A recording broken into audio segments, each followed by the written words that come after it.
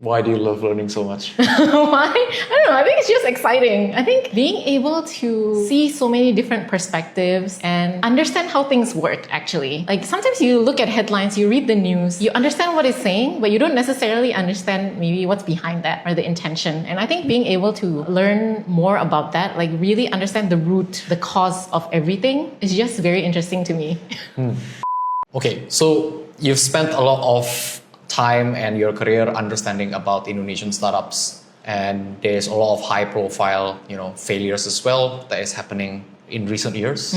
What do you think about the Indonesian ecosystem right now, startup? Yeah.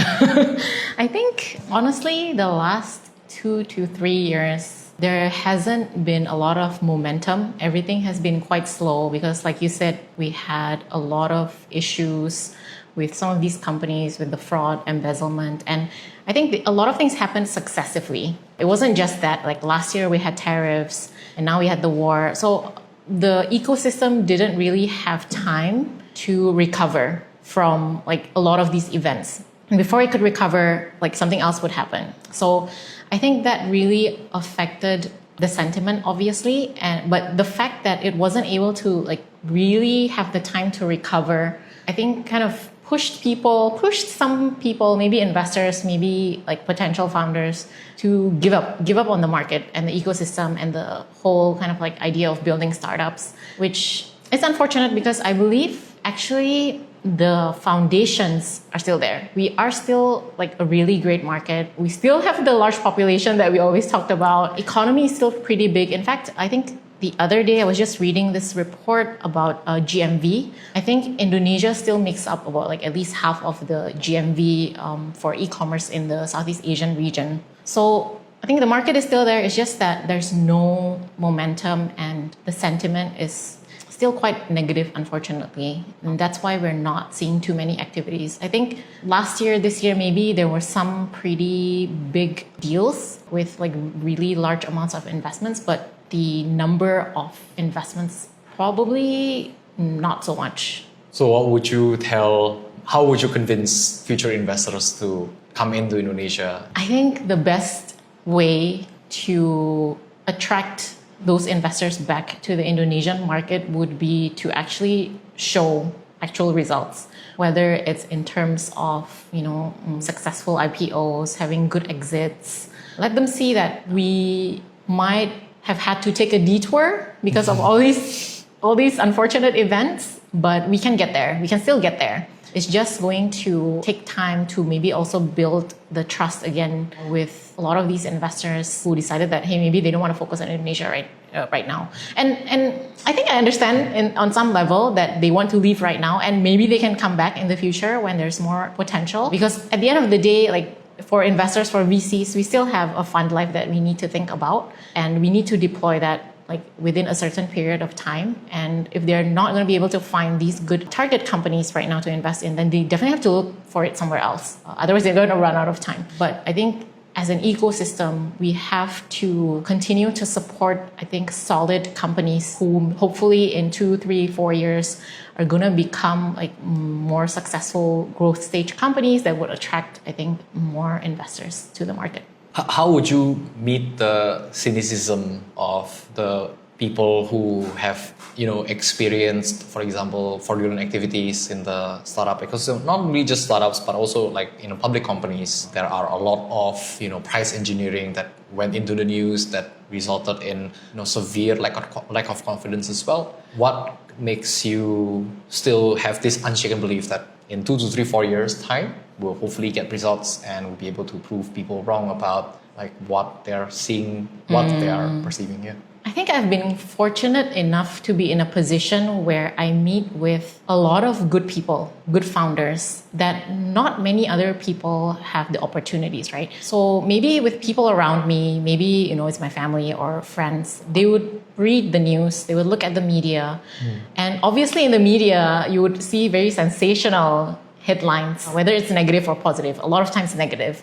Yeah. And I think your perception of the market is influenced heavily by that. But I have the opportunity to actually meet with people and talk to founders on the ground every day.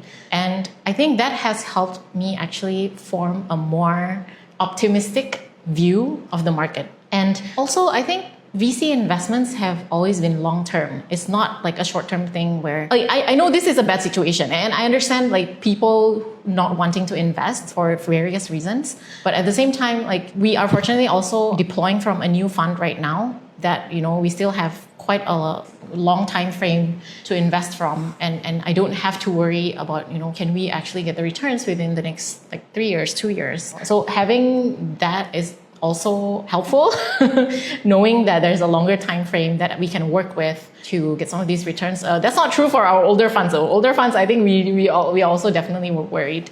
But again, I think optimism comes from me working with like people on the ground and knowing that, hey, these founders are actually, they have the grit and persistence to continue doing good work. They are strengthening the foundations. And I think now there has been a lot of focus on becoming profitable for most companies, I think, in the ecosystem. So yeah, in terms of how I try to convince those who are cynical about, I think, the market situation, honestly, I think I just share with them that, hey, we have companies actually who are doing good work, but I think it really takes something tangible, seeing results, real results in the market that is going to bring them back. What are some of the things that have you observed about good co-founders 10 years ago that has changed, for example, to today?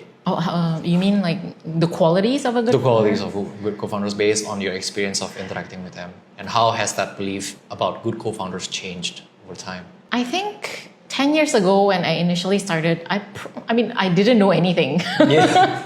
I didn't know anything. And I think me joining a VC was somewhat serendipitous, and it was also because of a friend from university. But I didn't know anything back then, and I think how I see good founders back then is probably based on background. So like, where did you go to school? What did you do before this? Without actually thinking about it more holistically in terms of how does this relate to the business that you're building? Like, are you someone with persistence, with grit? And then obviously over the years, I have seen cases where, the investments fail, the teams didn't work out, and I learned from that. And now I think I take a more holistic view. But I think fundamentally, the good founders themselves, they don't change. I think it's always been this people with those qualities, like good qualities, like having grit, having very strong sense of, I think, mission. And I think it also requires a certain level of idealism, like you guys. Okay. Because that is what is going to help founders, I think, get through the difficult times. Because you believe in something so much that when you go through a rough patch, you still have something to hold on to. And I think that's super important, which is why I think idealism is also like one of the very important qualities. And sometimes having the right experience and background relevant for the business model is also important. I think especially in areas where, for example, it requires operational excellence. Yeah. And I do look for things like that. I think sometimes VCs get criticized for always looking for like credentials. Like, which university did you go to? Is it like, are you from like an Ivy League school, etc.? To be honest, I've never really paid attention to that. It's more of me trying to learn as much as possible, like whether you actually know what you're talking about and what is your vision for the company, I think. I think to answer your question, in short, I don't think the founders themselves have changed. I think good founders have always been like the same. It's just the way I perceive them or the way I evaluate has changed over the years. That makes sense. So what do you love most about working in a venture capital? I guess I've been working in venture capital for a long time, but I think it's meeting new people all the time and meeting people who are just so good at what they do that I'm always learning something new. I think even from conversations that maybe initially might seem boring, I always try to learn something new, like even if it's something really small. And I think I'm very fortunate to have this opportunity that not a lot of people have, right? There's not a boring day. And here at Genesia, I think we have a lot of latitude over like what we want to do, what we can bring to the table. So there's, again, it's just always learning something new, meeting new people, learning about new technologies. I love learning about new technologies. I think that's what really kind of helped me stay in this career for such a long time also. Why do you love learning so much? Why? I don't know. I think it's just exciting. I think being able to see so many different perspectives and understand how things work, actually. Like sometimes you look at headlines, you read the news, you understand what it's saying, but you don't necessarily understand maybe what's behind that or the intention. And I think being able to learn more about that, like really understand the root, the cause of everything, is just very interesting to me. Yeah. So being able to understand the mechanism that drives a certain output is something that is like why did this happen? Why do we have to do things in a certain way? And then only in that, like only when you really understand the reasons behind why things are done in a certain way, can you actually like innovate, for example. And you don't have to actually. So rules and regulations are created to achieve certain goals. Yeah. But we have seen many cases where the same rules and regulations are actually doing or having the opposite effect, for example. So people who don't understand the reason why these rules are implemented in the first place, you just follow them or you try to make use of them in some way. But then if you understand them, understand the intention of why we want to have these rules in place, then you can think about different ways of going around that to achieve the same thing. I think I'm putting it in a very complicated way.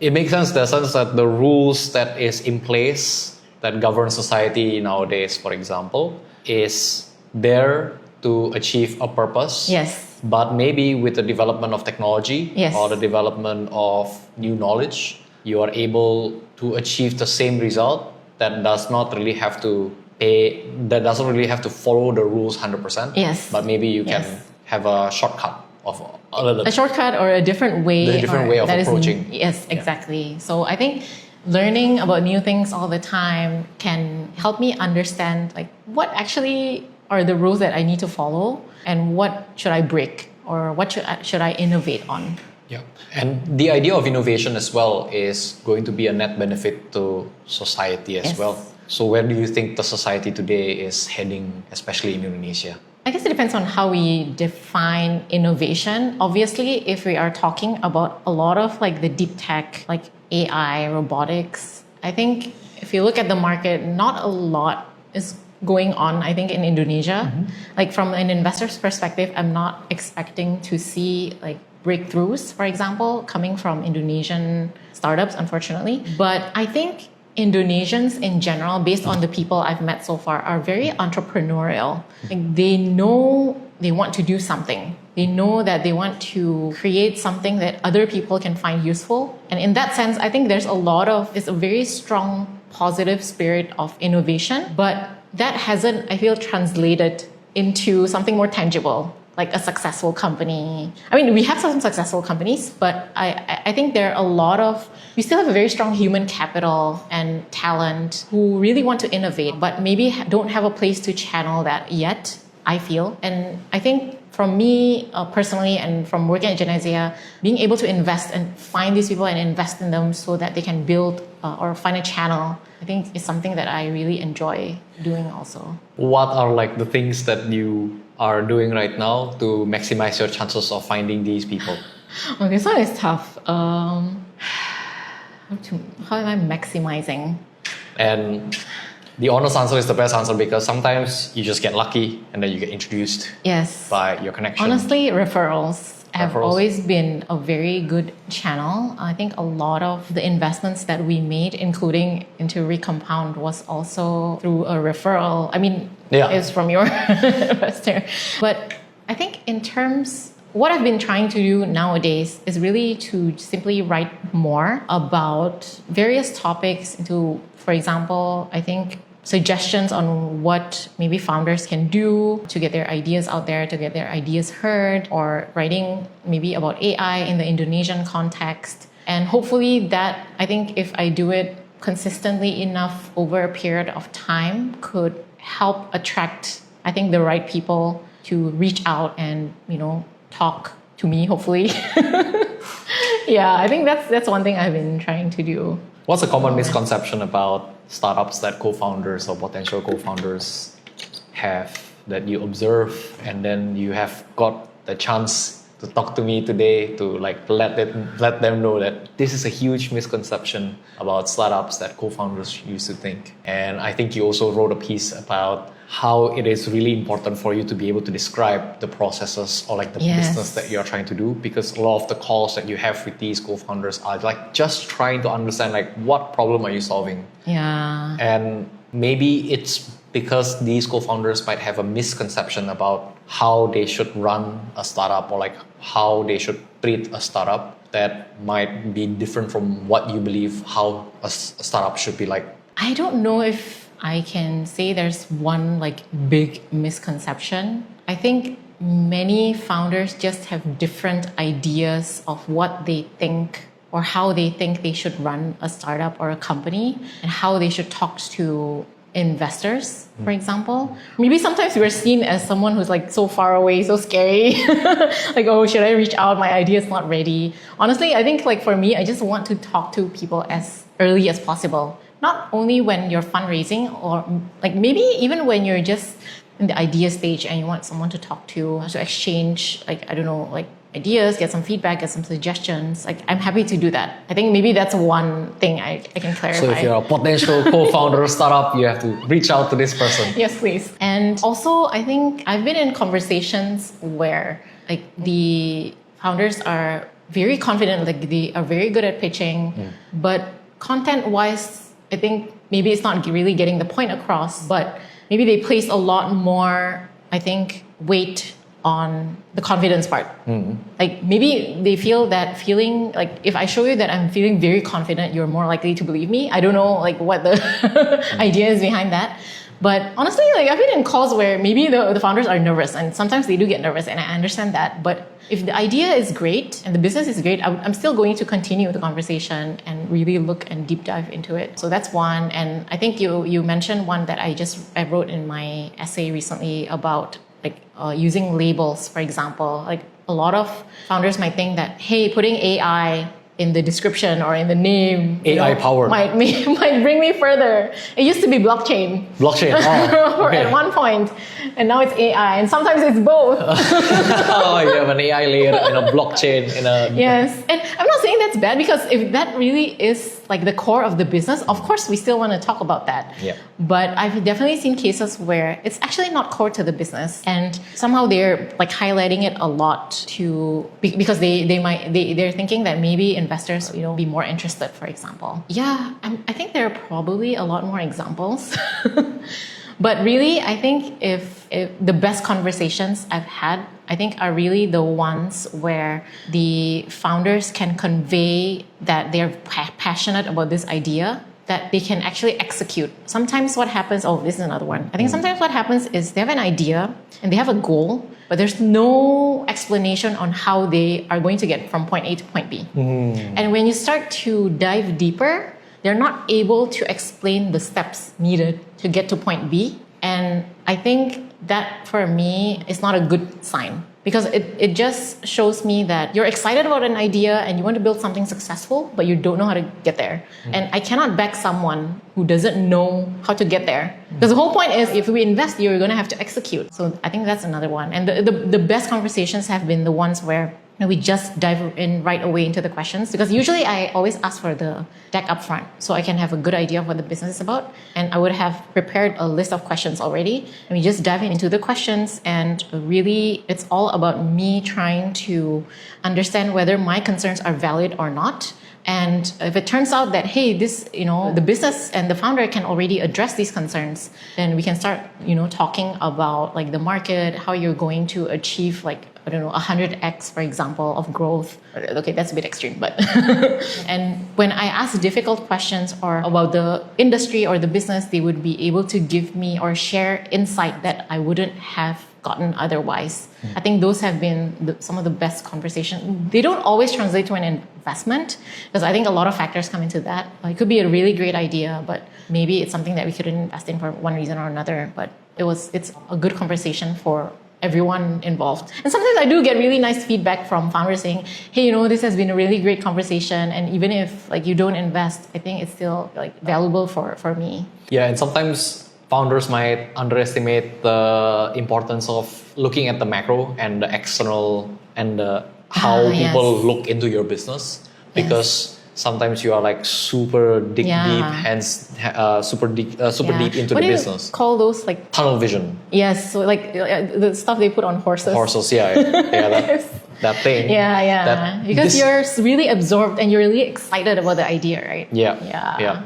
And then, if you're intellectually honest, the reality check that happens or that you get from other people is very, very valuable. And then it gives you a more grounding and a more realistic expectations about what you can, what you cannot do, and what you want to achieve next. Yeah, I mean, I say this from my perspective, but honestly, like I'm not always like the best kind of at doing all of that myself. Yeah. I might have bad days too where, I'm learning a lot from the founder, but maybe the founder thinks I'm like boring, asking like dumb questions. I don't know. But I think, the best conversations are when like both parties are learning something new or getting new perspective. And obviously bad days are part and parcel of being humans as well.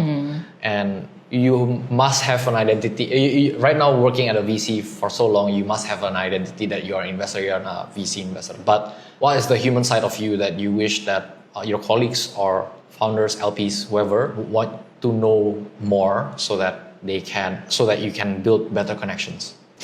I've never really thought about that, to be honest. I mean, VCs are humans too. That's true. I don't think I've ever really thought about like, I want to share this part of like about myself so that more people know. But maybe if I can share something, it would be that I think I just enjoy talking to people who build. I just enjoy talking to builders. So like, I think when founders talk to me, like it doesn't have to be from the perspective of an investor and a founder trying to get an investment. I think it can be about someone who's passionate about building something and trying to share the idea. And hopefully I can actually help with, sharing perspective from my end, having all of these experience investing for, 10 years. And I think I enjoy creating. In fact, I guess we were just talking about this earlier, but like whether it's art or Lego sets or like building softwares. And recently, actually, I've been really looking, because there's this whole trend for cyber decks. Cyber deck. Maybe you can look into that. So you're kind of like using just stuff and piecing together like, like Raspberry Pis in the screen, etc., to make your own device.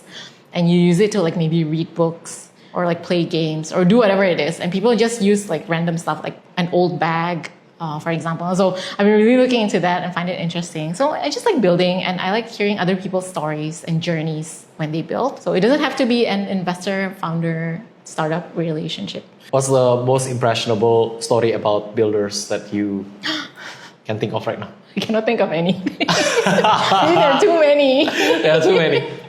Impressionable. That's a really big word. I honestly can't think of any right now. I think I just met with so many great people. Sometimes I would like come up of a conversation and think, wow, like where I don't think I would have been able to have this opportunity if I was doing something else somewhere and not doing this at Genesia. I've met so many great people, honestly. So it seems to me that you value a lot about the freedom that you have at your workplace. Yes. What do you have to say to people who are also working but then not having that freedom to do things? Maybe they are stifled by their bosses or the projects that is very, very limiting. What usually would you say to them?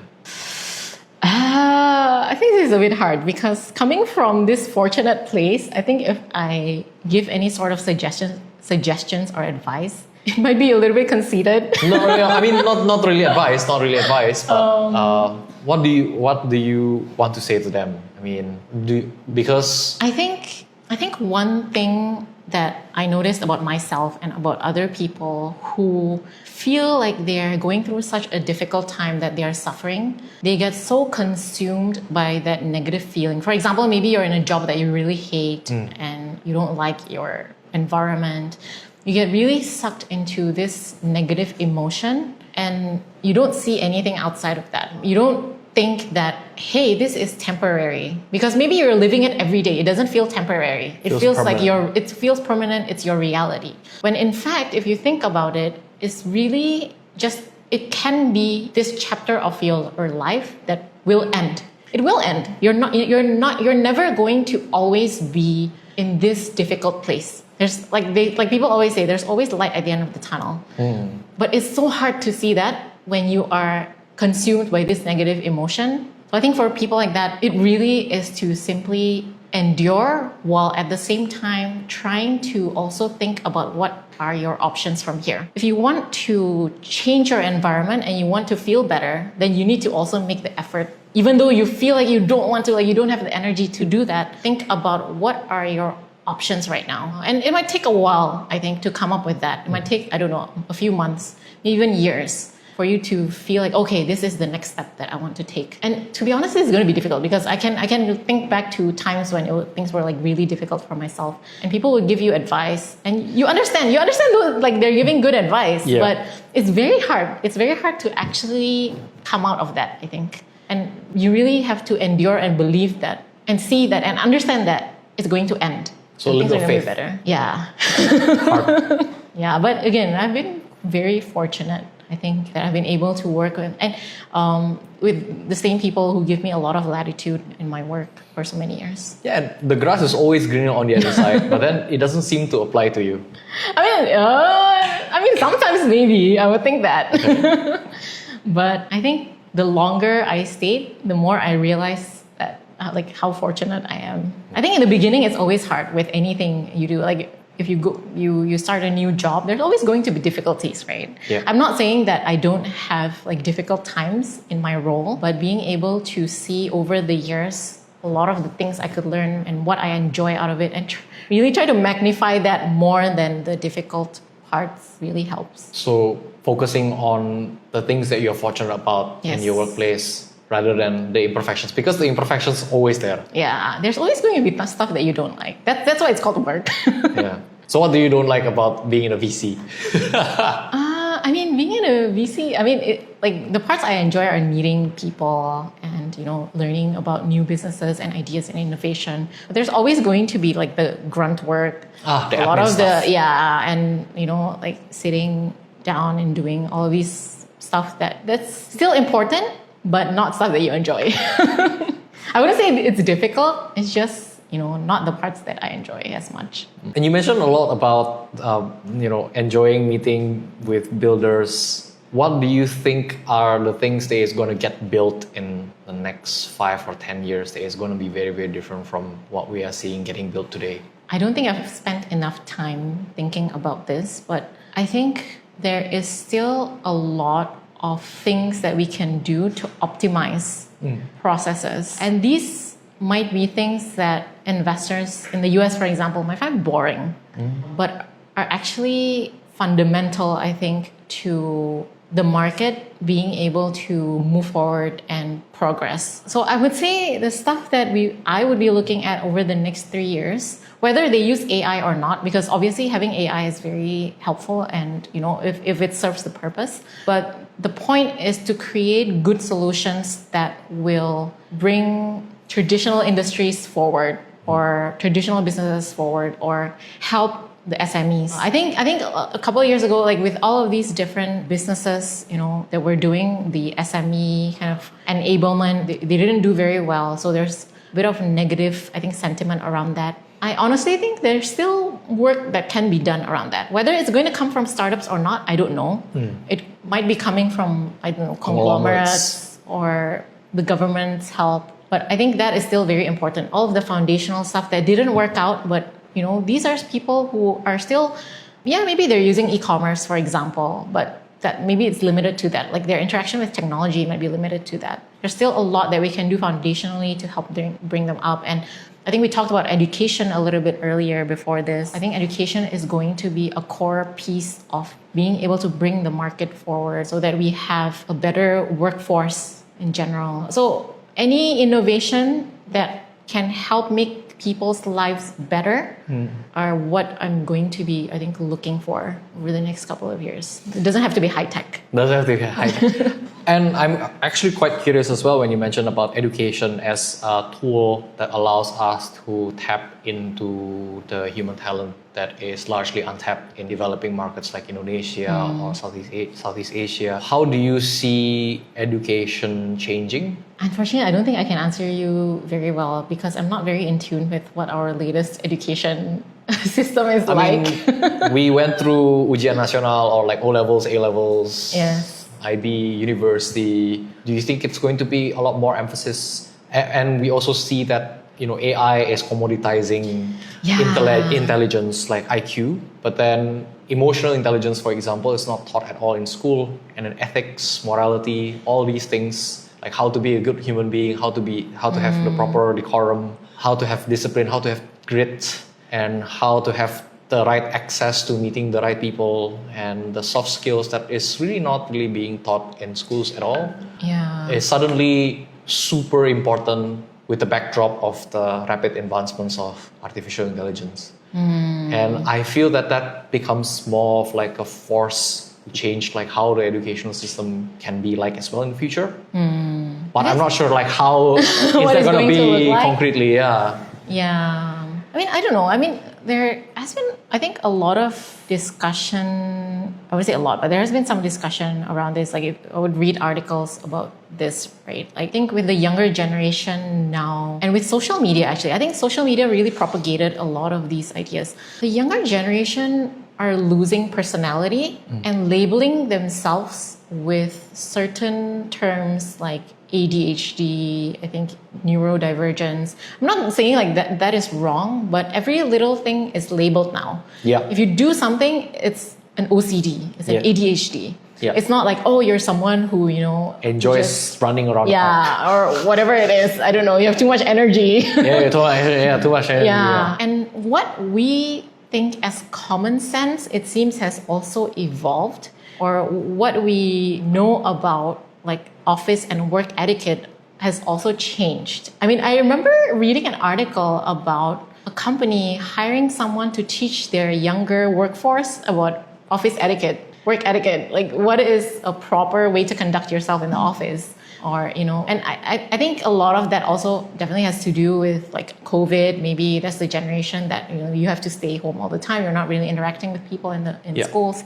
And I think a lot of that and a lot of interaction with social media has changed how they conduct themselves and perceive things. Sometimes I don't like it. But I think that always happens when the generation changes, right? And they form new habits. So I think the big problem with this gap always is that the ones creating the system, the ones coming up with the system are always the older generation who are creating the system based on what they know, not based on what the new generation is like. On the ground. Yes. So I think if any system, not just education, like can evolve with that, but also make sure that maybe, you're still giving them a good foundation, not too much latitude to, I don't know, like go too wild. That would be great. But also I think this is more kind of like early stage, but I think another topic that I've been talking to some founders about is this junior to senior pipeline for like roles at companies, whether it's at a law firm or engineering teams, for example. Like companies are letting go of junior engineers because AI can do a lot of the work. Yeah. So I don't know what it's going to look like, but I think education has to evolve in a way that it can prepare fresh graduates for the job market in a different way. Maybe in the past you could learn on the job. You start junior and then the company would give you like easier tasks and then you kind of gain experience and knowledge from that. But now you don't have the opportunity to do that. How can universities or schools in general teach some of these skills to prepare you for a different environment, like maybe in a year or two from now? I think in Indonesia, luckily, we're still not at that point. I think we still hire a lot of junior, positions. Roles, yeah. Yeah, but in more, developed markets, I feel like it's going to become an issue very quickly. So, the whole point of having the education system is to prepare people for what's going to come after. But unfortunately, it always takes time to evolve, right? Yeah. And that's why it always lags. But the way you're describing to me, it seems almost like the education itself needs to embody certain kind of experiential learning for these individuals or students so that they can better prepare themselves. Because, I don't know. For example, when you started like working as a VC, you had to Yes. learn a lot about the failures of investments Yes. through deploying capital and then like looking at bad co-founders, for example. And then maybe this particular experience needs to be felt during the educational phase now for these. I think that would be. How. I think maybe that's one way we can do it. I don't know if there are other ways to prepare for that. But yeah, I think some things you just learn through experience and over time, honestly. Trying to compress everything into a couple of years of education, I don't think it's possible. But knowing that it's not possible, what can we do About it. to prepare like this younger generation for it? Or maybe the job market would evolve. I don't know. Yeah. Rather than the education system, maybe it's the job market, or maybe it's both. Combination of both. Combination of both that makes do with the current setup of the technology and society and needs of the businesses that is operating in the industry. Yeah. Or maybe we need to have new majors, like universities need to come up with new majors and specializations like quickly. So they shouldn't be like waiting 5 years before they make this create this new role, for example. Because I think right now there are already kind of new roles being created in a lot of companies, right? If they're not software engineers, I think sorry, I can't remember the names, but there are definitely new jobs coming up. Definitely. I think definitely. I mean, the fact that we really need to prompt AI and then need to validate the output that it gives, how we orchestrate it is a skill set entirely, I would say. But also, I think something I've noticed talking to people and looking at social media is a lot of the young people nowadays, they're very, or maybe it's a bias because I'm looking at social media and people who post on social media maybe are the ones who are that way. But they have like, they're creating cyber decks, they're experimenting with hardware rather than just software. And I met someone like a couple of weeks ago whose daughter, I think the daughter's 11 and she was creating this like solar panel project. She's 11 and she's creating solar panels. Yeah, so I have hope for humanity. Okay. So I think seeing these, I think it's very encouraging also. Yeah. I think those are things that I never dreamt of doing back then. And also I think things have become a lot more accessible. Yeah. Like it's easier to get parts now if you want to build something, for example. Yeah, maybe that could be one thing, like making things more accessible. Making things more accessible for people to experiment and to build things. Or creating like a community space where you can experiment with 3D printers or building your own hardware and take that and let it be part of a library. I was actually in a library in Shenzhen just a couple of months ago and they do have these kind of like maker rooms, like creative rooms where you can read about 3D printing. You can print there if you don't have your own 3D printer. I think having things like this in a community like space, it's giving people access, right? Yeah. You don't need a lot of money to buy like a printer. Like as in you don't have to buy a printer. You can just go to this community space and use it. Yes. That's a very, very that's something that we need to think about more. And when I was like asking you this as well, because it stems from the societal problems that we have in Indonesia, like an emerging market. But I've also realized that Genesia Ventures also invest heavily in Japan, a whole different sets of problems, which is a developed market and an emerging market.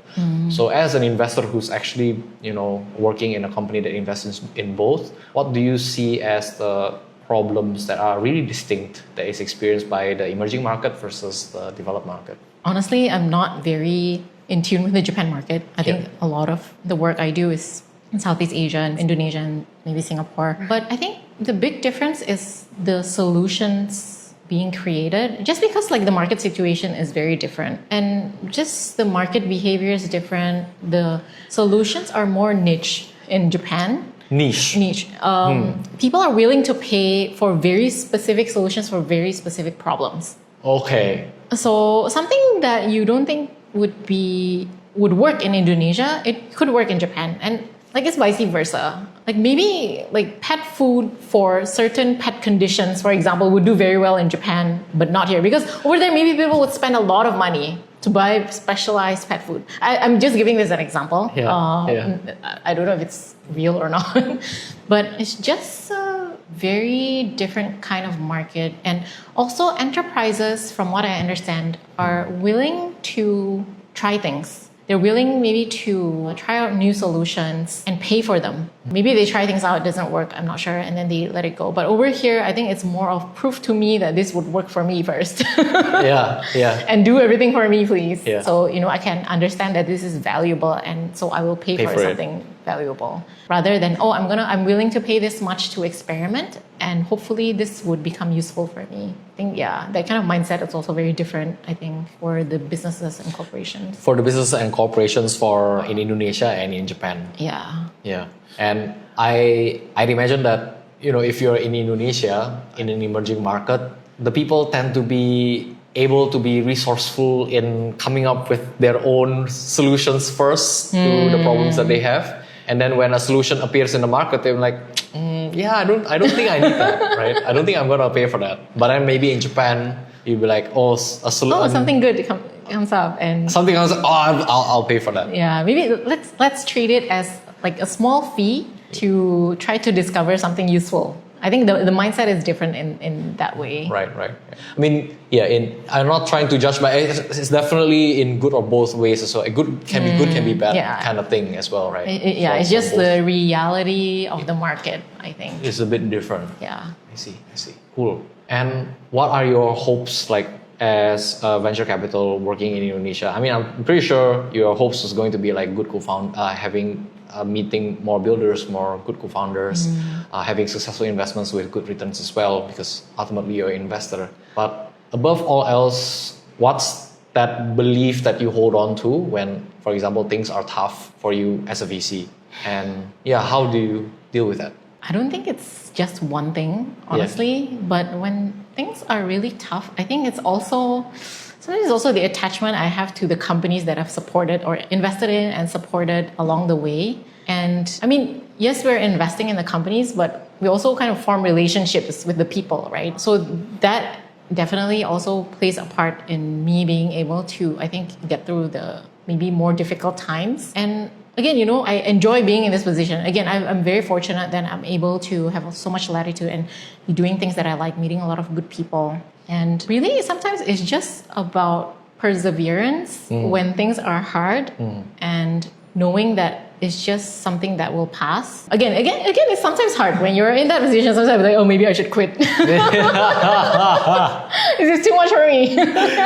But then you give yourself time, and then when now I think I can catch that a little bit earlier than I used to. Like I'm more aware when I'm starting to feel really down and I'm having like a rough patch. And that awareness with that awareness, I tell myself, okay, I'm going to give myself a week and see how I feel next week. Or maybe like in 3 days, I don't know. And almost always I feel better at that point. Like I'm not going to think, like I decide not to spend too much time thinking about this, like spiraling into some dark place. So I would just give myself time, maybe a week, let's say, and by next week, usually I have a clearer mind and, I'm back to like, I'm really great. Like this is a really great job. I can help people indirectly.